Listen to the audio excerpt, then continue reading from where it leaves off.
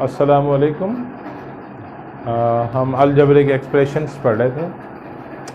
उसमें चैप्टर 6 है।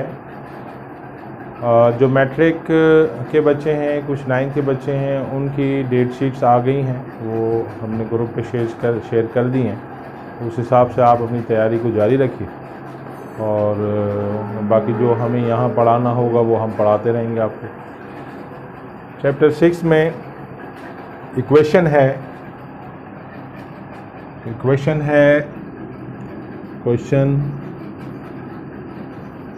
x minus 1 upon 4 minus 2x minus 1 upon 6 is equal to 3। अब अगर हम इसका एलसीएम निकालते हैं, ये दो वैल्यूज़ का 4 और 6 का, तो हमारे पास क्या एलसीएम आता है? 2 2 ज़ा 4, 2 3 ज़ा 6, 2 1 ज़ा 2, 3 1 ज़ा 3, 3 2 ज़ा 6, 6 2 ज़ा 12। मल्टीप्लाई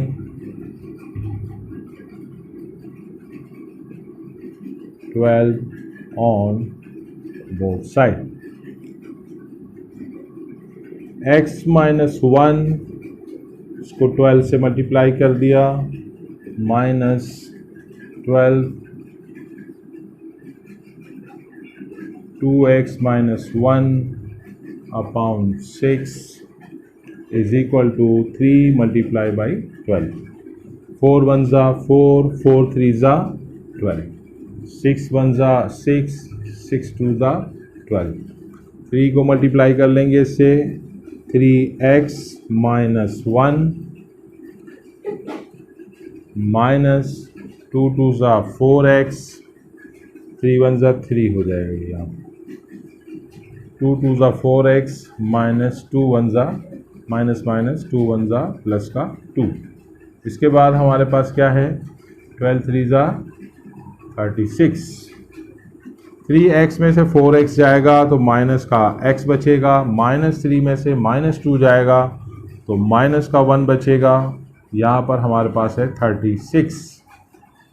इसी 36 के माइनस x, ये माइनस 1, माइनस का 1 जब वहाँ जाएगा तो क्या हो जाएगा? 36 प्लस का 1 माइनस x इज इक्वल हो जाएगा 37 और x is equal to minus का 37। क्योंकि अगर x के साथ माइनस हो तो आप दोनों तरफ, आप उसको अगर माइनस 1 से दोनों तरफ डिवाइड करते हैं तो फिर हमारे पास वैल्यूज़ चेंज हो जाती हैं।